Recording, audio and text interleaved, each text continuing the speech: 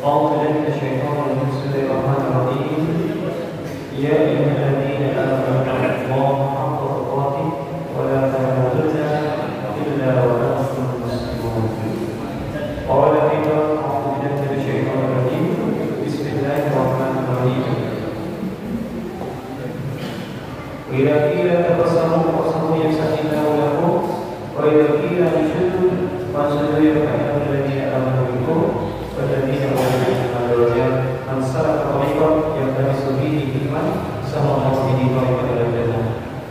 Bapak saudara semuanya, jemaah Islam Maghrib dan kajian malam yang dari Allah Subhanahu wa taala, senantiasa kita panjatkan puja dan puji syukur kita kepada Allah Subhanahu wa taala yang telah memberikan kepada kita semuanya kesehatan, bisa melakukan aktivitas rutinitas kita, melaksanakan ibadah bersama dan sholat maghrib berjamaah di musala Al-Istiqomah.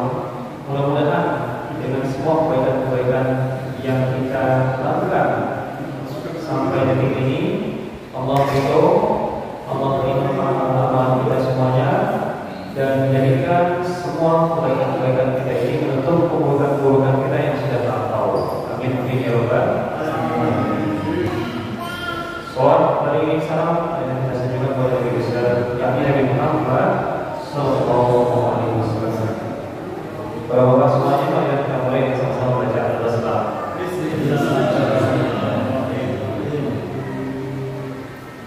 Bapak semuanya, ketika seorang dokter dia punya legalitas dalam memberikan resep, akhirnya resep itu sampai kepada orang yang mau berobat, dipakailah untuk berobat, akhirnya sembuh atas izin Allah. Yang nyembuhin siapa? Yang nyembuhin adalah Allah. Bapak semuanya, kalau Bapak ada masalah, diri kita itu berobat ke siapa? Berobat ke siapa? Apa? Ke guru, ke dokter. Kalau fisik,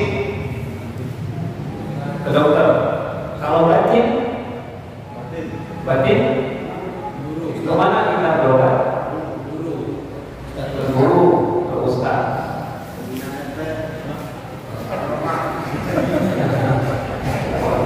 Apa?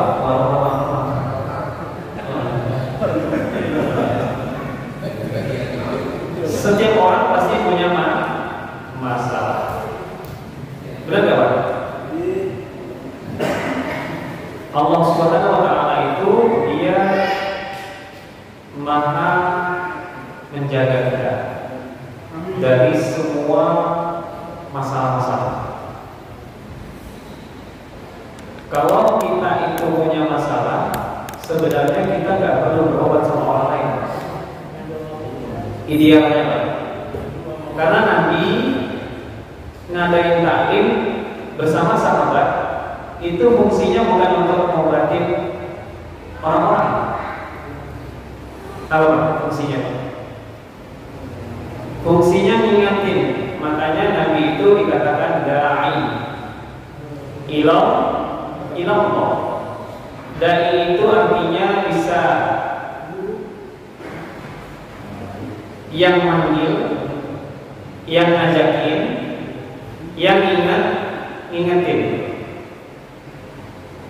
Sama layaknya dokter itu dia cuma ngasih resep, kemudian ngasih solusi, ini loh yang saya pelajari dulu, seterusnya seperti itu. Tapi konsep utamanya adalah Allah yang memberikan semua permasalahan kita itu, dan Allah juga lah yang memberikan solusinya. Benar gak? Rabbana la tuzigh qulubana ba'da idh hadaitana. Ya Allah, jangankan Engkau condongkan hati-hati kami semuanya ba'da idh hadaitana, setelah Engkau berikan hidayah kepada kami, mulai kami dari kecil sampai sekarang dewasa, alhamdulillah masih dalam keadaan Islam maksimal. Insya Allah menurut subjektivitas kita. Alhamdulillah. Wa hab lana min ladunka rahmah innaka antal wahhab. Ya Allah, jangan Engkau jauhkan, kemudian berilah rahmat kasih sayang-Mu, sesungguhnya Engkau Maha Pemberi dan menjaga semua apa yang Allah berikan kepada kita. Ya Pak ya. Jadi benar-benar itu solusi itu seorang hamba yang sudah punya banyak masalah, dia nggak minta ke siapapun kecuali ke siapa? Pada Allah. Jadi terus gimana dong? Dokter ini apa fungsinya? Terus kita ta'lim ini seperti apa fungsinya? Fungsinya adalah untuk merekatkan kembali dari ilmu yang sudah kita dapatkan dulu di pesantren. Kemudian kita samakan visi kita sudah condong jauh dari Allah, kita sama-sama ingatkan kembali, lenceng nih, kita belokin lagi sedikit. Jangan sampai belok jauh. Itulah fungsinya. Dan dia adalah sebagai wasilah. Bahwa semuanya hari ini di depan saya banyak sekali. Saya cukup grogi bukan karena bapak-bapak jumlahnya banyak, tapi ada kamera. Allah seperti kamera ini, Rocky. Ya Pak ya. Allah mana merokok kita setiap saat kapanpun kita bergerak di muka bumi ini. Allah merokok kita semuanya lewat malaikatnya. Makanya ada yang namanya malaikat Rocky. Makanya ada yang namanya malaikat Atid. Bahkan ada khusus orang-orang yang senantiasa menjaga kedekatannya dengan Allah lewat Al-Quran. Maka ada malaikat khusus yang namanya Kiraman Katibin. Pernah dengar namanya Kiraman Katibin? Sering Pak? Mereka itu adalah malaikat-malaikat yang penuh dengan kemuliaan, yang senantiasa mencatat kebaikan-kebaikan dari hamba-hamba yang dekat dengan Allah lewat Al-Quran. Bahkan Kiraman Bararah. Apa itu Kiraman Bararah Pak? Malaikat-malaikat yang mempunyai kemuliaan dan memberikan kebaikan-kebaikan kepada orang yang senantiasa dekat dengan Allah via wasilah Al-Quran. Hari ini kita sudah berada di posisi yang tidak lagi muda, senja, dan panjang umur kita dihiasi dengan pemikiran-pemikiran yang sangat luar biasa. Bagaimana kita menjaganya Pak? Agar kita selalu istiqomah dalam menjalani hidup ini sampai nanti insya Allah kita berdoa semuanya kita diwafatkan dalam keadaan husnul khotimah. Bapak lihat ya, di sini saya buka Asmaul Husna banyak sekali. Suatu saat nanti ada forum di setiap subuh setelah selesai Amilul Rofiqin nanti, maka ada kajian khusus tentang 99 kali kita selesaikan untuk membahas tentang Asmaul Husna. Ar-Rahman itu apa, Ar-Rahim itu apa, Al-Malik apa, Kudus, Salam, Mu'min, Mu'min, Aziz, Jabbar, Mutakabir, terus sampai terakhir Dzul Jalali wal Ikram. Kita mulai insyaallah. Maka malam ini kita insyaallah bagaimana mengetahui cara istiqomah yang baik. Jadi ada 3 cara agar kita istiqomah di dalam menjalani hidup kita dalam kebaikan-kebaikan. Yang pertama adalah Bapak semuanya, yaitu ya ayyuhalladzina amanu taqullaha haqqa tuqatih. Bertakwalah kamu kepada Allah dengan sebenar-benar takwa. Nah ini yang dinamakan dengan takwa ini adalah iman. Apa Pak? Iman. Bapak semuanya, kalau kita nggak punya ruh, kira-kira kita bisa berjalan nggak? Enggak. Ya Pak? Kita nggak bisa jalan. Kalau kita tidak punya hati, kira-kira kita bisa terus berbuat baik atau enggak? Kita punya pikiran, semuanya goib, semuanya tidak kita bisa lihat. Kita punya hati, kita tidak bisa membongkar hati kita, tapi kita bisa merasakan bagaimana ini benar, ini salah. Kita bisa memfilter itu semuanya, ya Pak ya. Kemudian kita punya yang namanya batiniyah.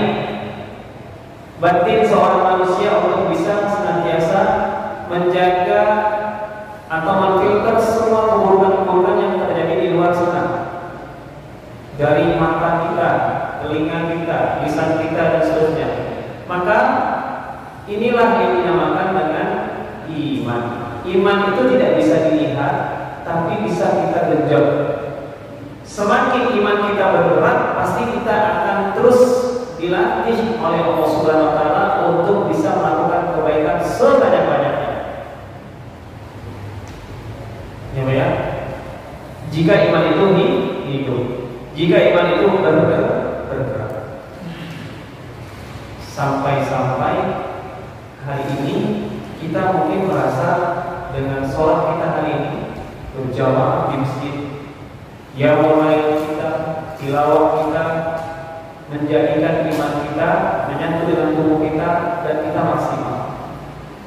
Tapi hati tidak akan pernah bisa bohong ketika kita bertemu dengan suatu masalah di luar sana.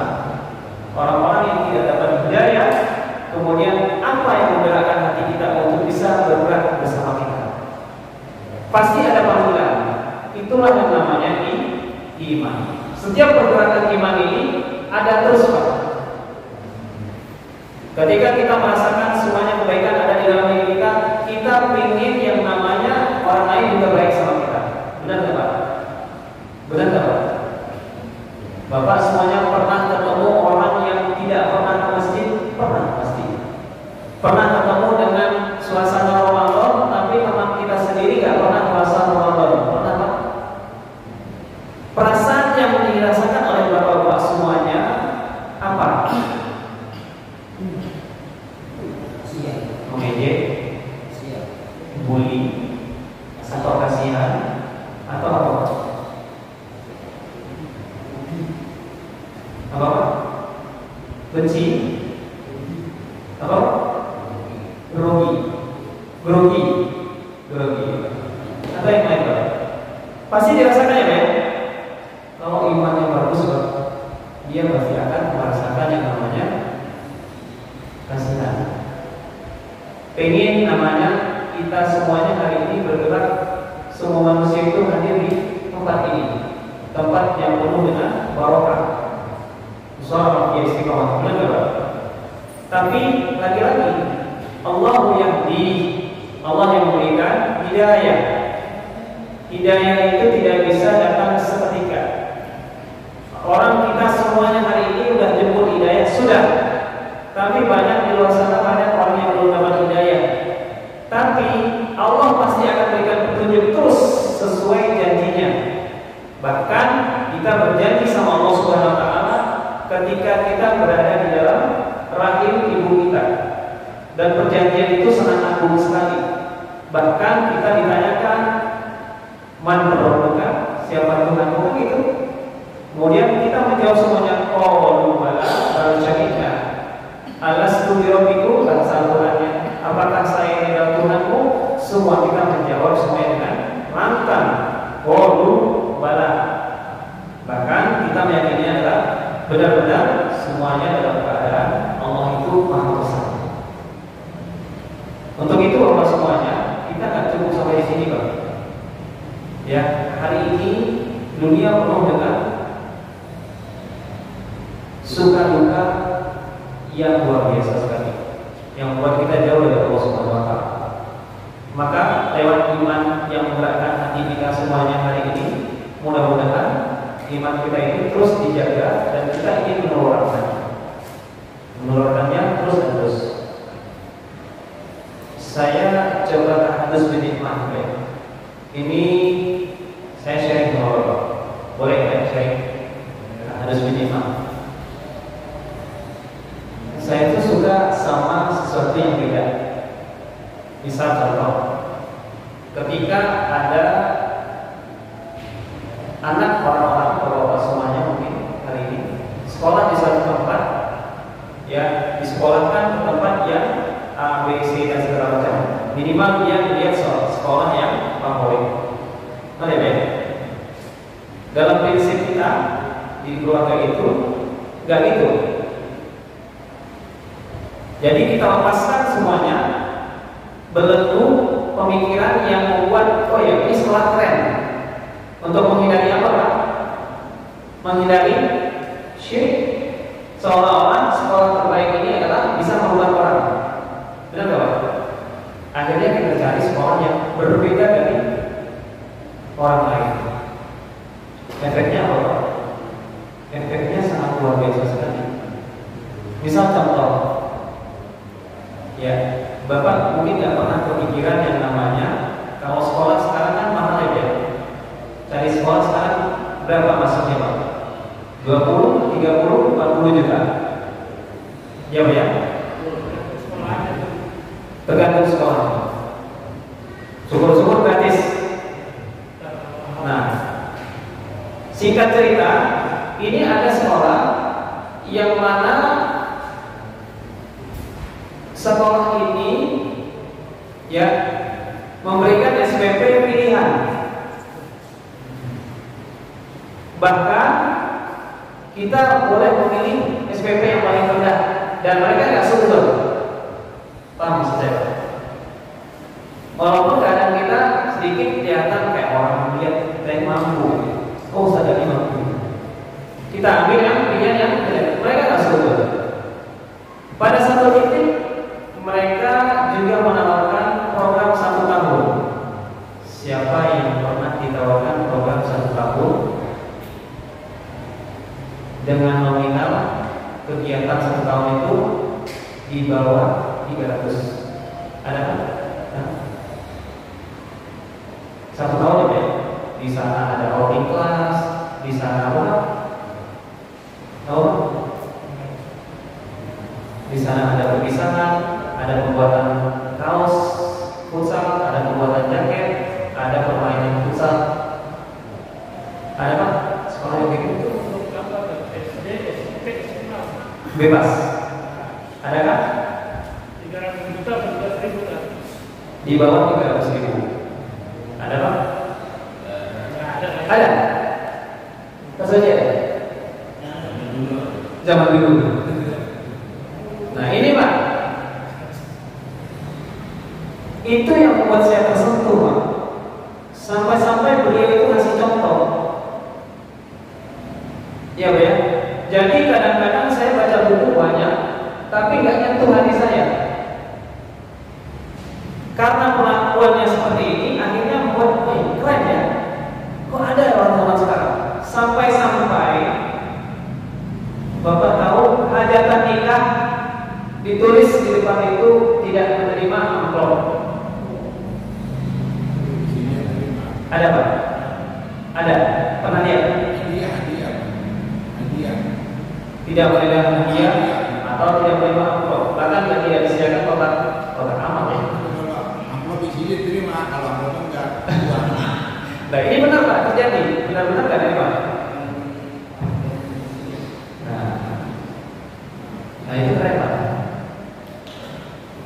Jadi kita baca buku nggak nyentuh, tapi melihat keadaan kita dapat pelajaran yang unik. Bahkan dari orang yang mungkin kita anggap najis. Oleh karenanya Pak, Islam ini betul Pak. Jadi kalau kita hanya sekedar kajian-kajian seperti ini, selesai urusan kita bahasa PRT normatif. Apa itu normatif PRT? Sekedar teori ya. Memang harus Islam ini amaliyah, membuat tersentuh hati-hati kita semua.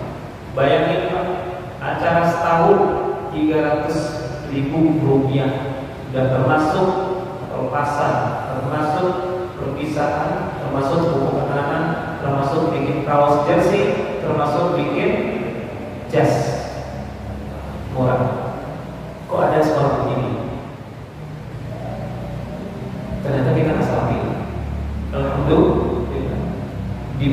sekolah-sekolah lain semuanya berbondong-bondong untuk menyerbu masyarakat Indonesia yang ingin mencerdaskan anak bangsa lewat biaya yang sangat mahal. Dia mencari keunikan itu dengan mengikrom konsumennya, memuliakan perawatnya, bahkan sampai izin mohon maaf kalau terlambat membayar SPP tidak dimasalahi, tidak sampai digencar, ditarget sampai di SPP dan seterusnya. Dan alhamdulillah mendapatkan pelajaran dari itu semua. Dan berlanjut lagi ternyata lanjut ke tingkat yang berikutnya, ketemu lagi sekolah yang tidak pernah disentuh oleh mungkin orang lain. Kelasnya cuma isinya 20 orang. Ternyata seperti itu juga. Kita ada hafalatul tahfiz, sudah mengatakan Al-Quran 20 juz tasmi dengan status mungkin 9 juz, 10 juz tasmi. Ketika dibuka donasi Bapak Ibu yang berhormat, Assalamualaikum warahmatullahi wabarakatuh, kita alhamdulillah menyelesaikan hafalan dan seterusnya. Kemudian barangkali ada di antara ibu-ibu dan bapak-bapak berkenan untuk memberikan support dan apresiasi, monggo silakan kami buka. Enggak lama kemudian sebelum dibuka donasi sudah ada yang nutupin untuk hafalatul tahfiznya. Sudah ada yang nutupin. Alhamdulillah. Dan ini sudah menjadi sebuah tradisi yang berkembang dan insya Allah akan menggenapkan sesuai hadis Nabi Muhammad SAW. Islam akan kembali dalam keadaan asing dan kembali ke fitrahnya di akhir zaman ini di fase yang kelima. Insya Allah.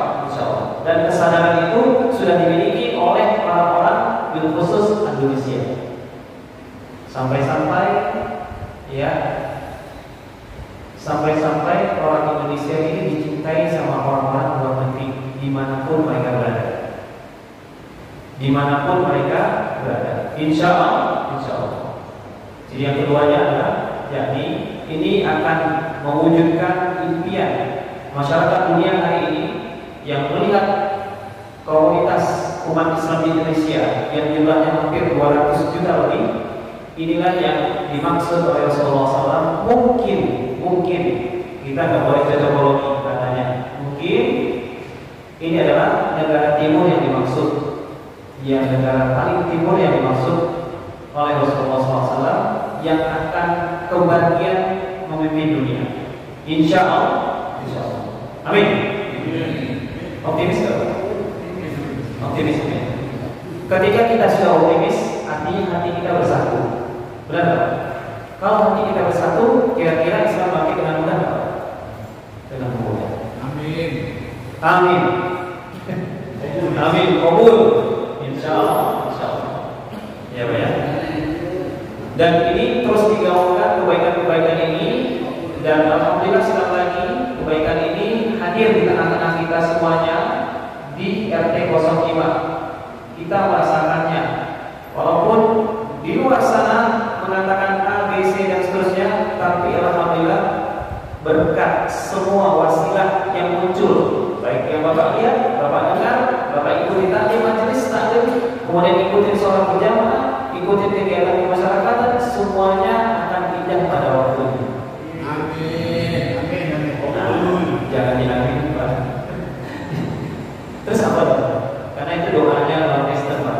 Semoga indah pada waktunya itu salah satu ayat di Bible. Gitu ya. Kita jadi iman ini, ruh inilah yang menggerakkan kita ketika kita sulit untuk mendapatkan hidayah. Ya, nggak usah punya target memperfekkan diri kita dengan semua amalan yang semudah ini. Ambil satu amalan yang istiqomah, sehingga Bapak semuanya bisa nyaman. Ketika nyaman baru untuk ke amalan yang berikutnya. Insya Allah bisa kita lakukan. Daripada banyak nggak fokus, sholat jamaah dijalani, puasa dijalani, puasanya nggak gemen-gemen. Ya, Daud sampai dia kurus luar biasa. Ini menyiksa diri Pak. Nggak usah, bisa makan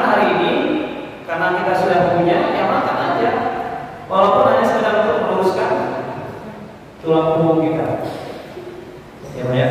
Jadi iman ini harus terus diasah, roh kita ini terus digerakkan dengan melalui wasilah-wasilah, baik yang langsung ketemu dengan orang, dengan keadaan, ya hatta sampai kita melihat orang yang kita anggap mungkin najis. Ambil pelajaran semuanya. Semua yang ada di muka bumi ini Allah hadirkan di depan mata kita untuk menjadikan kita belajar lebih dekat dengan Allah Subhanahu wa taala. Jadi majelis taklim ini hanya salah satunya saja. Ya, baik. Saya mau sampai berjam-jam kuat, tapi kalau hati sudah tidak tersentuh dengan keilmuan yang sangat luas dalam Islam ini, maka selesai urusan, habis. Tapi lewat amaliyah Bapak-bapak semuanya, Bapak praktekin, kemudian Bapak usahakan dengan semaksimal mungkin dan ingin mengharapkan ridho dari Allah Subhanahu wa taala, insyaallah terbentuk kepribadian keluarga kita dan seterusnya sampai ke masyarakat pada umumnya. Makanya takwa itu artinya adalah wikoya. Wikoya itu artinya perlindungan diri, Pak. Jadi bagaimana kita memperisaikan diri kita dari ruh-ruh yang kotor. Ibarat kaca atau disebut itu kan, disebut kaca. Kaca itu kalau seandainya dia setiap hari tidak bersihin, maka dia ada debunya. Kalau ada debunya, maka akan sulit cahaya masuk. Apalagi nggak pernah dibersihin sampai kita butuh kaca, maka yang terjadi cahaya sulit masuk ke dalam rumah. Begitulah hati kita harus terus disinari oleh cahaya, harus terus dibersihkan dengan cahaya. Apa cahayanya, Pak? Berkumpul dengan orang soleh, sering membaca Al-Quran, interaksi dengan Allah, sering hadir silaturahmi di dalam majelis sholat berjamaah. Nah, itu adalah bagian daripada bentuk perlindungan diri kita dari mara bahaya bentuk keburukan-keburukan. Insya Allah. Bapak semuanya sama-sama kami hormati Allah SWT. Selain arti takwa itu adalah perlindungan diri, dia mempunyai arti yakni berhati-hati atau waspada. Bapak punya ada rasa waspada aja, itu bagus sekali. Apalagi umur anak bapak yang masih muda punya sifat waspada. Ya, Pak ya. Kalau kita udah umur ini nggak waspada, Pak, berarti ada sesuatu yang salah dalam iman kita. Jadi harus banyak waspada. Waspada dimanapun berada. Nah, tanamkan kepada anak kita semuanya yang muda-muda khususnya. Karena yang tidak punya rasa waspada adalah anak muda. Anak muda ini biasanya lepas kontrol, maka akan lepas semuanya dan menjadi-jadi. Bahkan tidak sedikit orang-orang tua ini sudah kewalahan menghadapi anak remajanya, ya baik yang di luar ataupun yang di dalam rumah. Stay di rumah juga masalah, megang handphone terus rusak juga ujungnya. Keluar juga masalah, dengan dari sosialisasi bermasyarakat biar dibilang enggak gaul, masalah juga. Ditarik ulur, ada keluar, ada enggak, juga tersebut masalah. Semuanya punya masalah. Hanya saja bagaimana cara kita untuk menjadikan hati-hati dan melindungi diri kita semuanya dari mara bahaya ini, harus terus terpupuk diri kita dan keluarga kita. Bahwa semuanya yang sama-sama kami hormati Allah SWT. Ingat janji Allah di dalam ketakwaan kita itu, janji kita adalah iyyaka na'budu wa iyyaka nasta'in. Apa artinya, Pak? Kepada Allah kami menyembah. Menyembah itu artinya apa? Menunduk-tundukkan kepada kita, benar-benar sungkan kepada Allah Subhanahu wa taala. Ya, kemudian iyyaka nasta'in. Ya, kepada Allah kami minta pertolongan. Jadi jangan minta sama Ustaz, Pak. Ya, Pak ya. Ini banyak yang salah kaprah. Bapak lihat di majlis-majlis ada orang yang salibnya sama tabayun itu kencang banget. Salib itu sampai salib, tapi sama ibunya kagak, sama orang tua bapaknya enggak, bapak kandung ibu kandungnya enggak, tapi sama tabayun, sama gurunya. Kedok banget ya. Oh. Dia orang bapaknya sudah meninggal. Kalau bayi enggak ada masalah. Itu case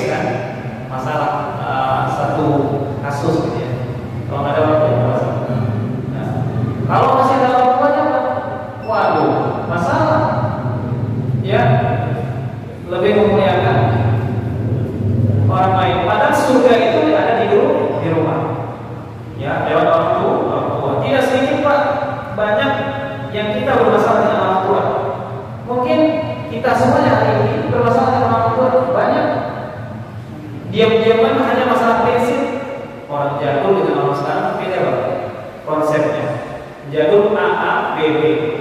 Kalau kita masih pertimbangan ABAB alias abu. Ya Pak ya, akhirnya nggak ketemu.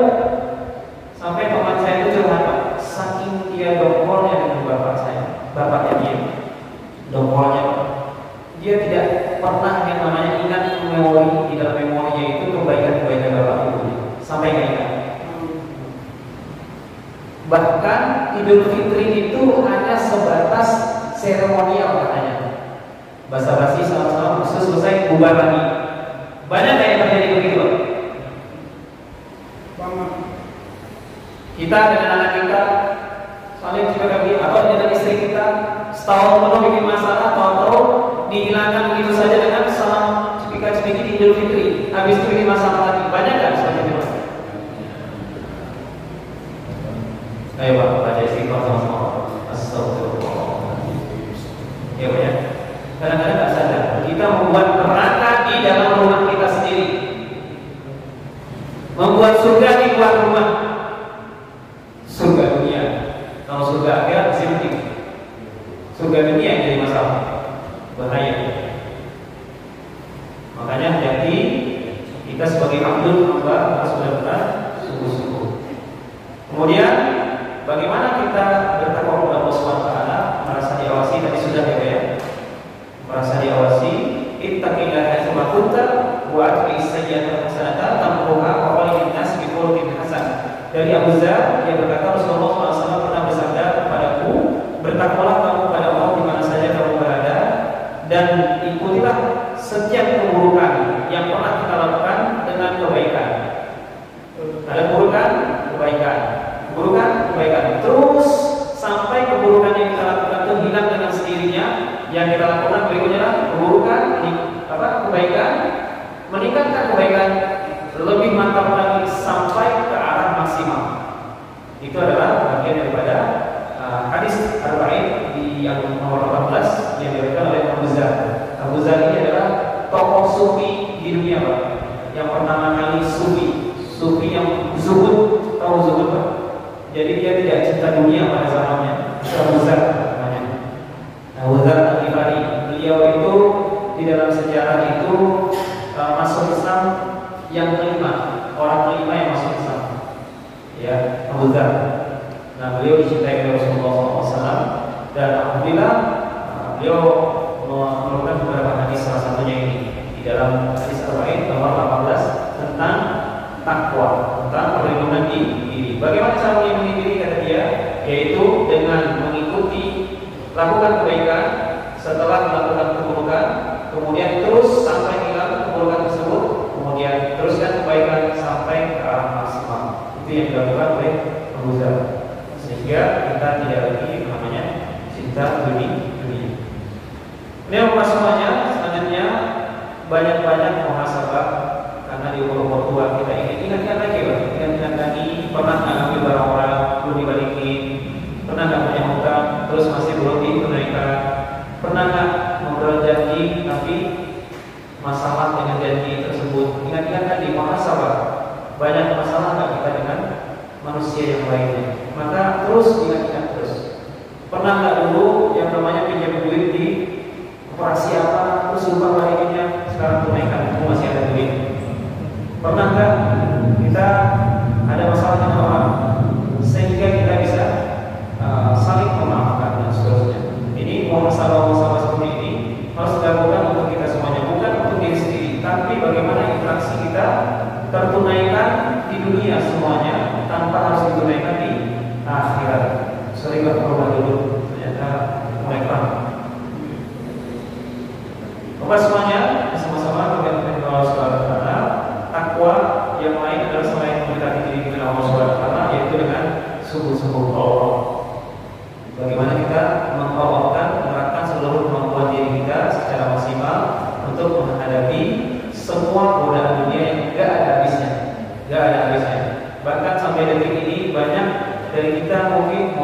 izin naudzubillah dari ya mungkin bahasa yang agak sedikit kurang elok yang perlu saya sampaikan. Banyak yang ingin menunaikan kebahagiaannya hari ini karena sempat tertunda di masa kecil. Pak, maksudnya Pak? Jadi banyak bapak-bapak di antara kita semuanya ya melakukan semua kesenangannya di hari ini karena sempat tertunda di masa kecil. Paham maksudnya Pak? Karena di masa kecil nggak boleh sama orang tua kita, nggak boleh. Ya, akhirnya semua yang nggak boleh itu dilakukan di umur sekarang, sehingga merasa free, merasa bebas, sehingga lupa sama diri sendiri dan keluarga sampai sampai meninggal dunia. Masih mumpung hidup di dunia ini. Banyak ya, banyak ya. Saya nggak mau terus saja, hati-hati banget. Yang terakhir, bagaimana kita bisa istiqomah selain kita menjaga takwa kita kepada Allah Subhanahu wa taala, selain juga kita menjaga iman kita, iman takwa, yang terakhir adalah Islamiyatul Hayat. Nah, Bapak semuanya, Islamiyatul Hayat ini maksudnya adalah bagaimana kita mengislamkan semuanya kehidupan kita ini dengan total. Udhulu fis-silmi masuklah ke dalam Islam ini secara total, ya. Jadi bagaimana seluruh kehidupan kita ini benar-benar Islami, mulai dari atas sampai ke bawah.